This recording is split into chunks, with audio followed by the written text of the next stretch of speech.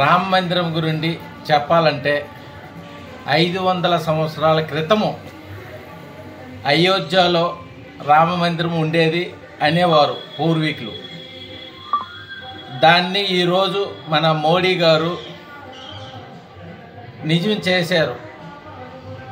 అది మనం చూడలేదు, కానీ పూర్వీకులు కథల్లోన పురాణాల్లోన అక్కడ రాముడు అయోధ్య పరిపాలించే అయోధ్యలోన రాముడు పుట్టాడు.